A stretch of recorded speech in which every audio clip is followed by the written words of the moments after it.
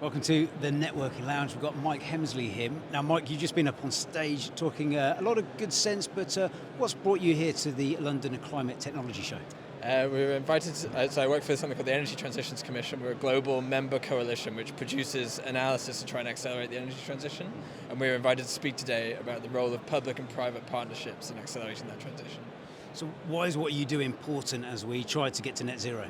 We produce fact-based analysis, which when people see it, hopefully they think it makes sense, and hopefully that can convince them to do something to go faster in the energy transition. Are we going fast enough? That is the big question. Well, what we see when we look around the world is that the energy transition is happening, particularly when we look in big markets like the EU, the US, and China. We're building hundreds of gigawatts of renewables a year, with 1 in 5 cars being sold are electric. So we're really starting to see it accelerate.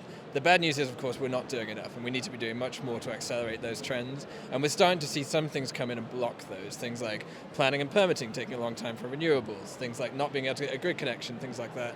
Slight delays in electric vehicle targets, all those kind of things. So whilst we're definitely seeing it accelerating, we need to go further, and we need to actively try and remove those blockers as well. And a message to anyone that hasn't been able to come to the Climate Tech Show this week, what do we need to be doing more of? We need to be looking at all the challenges that are going to come up in this transition. Like I said, planning and permitting, grids, all those things like that. Thinking ahead about them and actively trying to resolve them now. I think when you look at some of the things that are happening in the UK, we're doing good things to try and resolve those challenges, but we could have done those things 5 years ago. So what's the challenge in 5 years' time? Can we think about it now? Can we already try and resolve it so that we're not going to run into it? Fantastic. Thanks very much for your time and enjoy the rest of the show. Thanks very much. Thanks for having me. Cheers.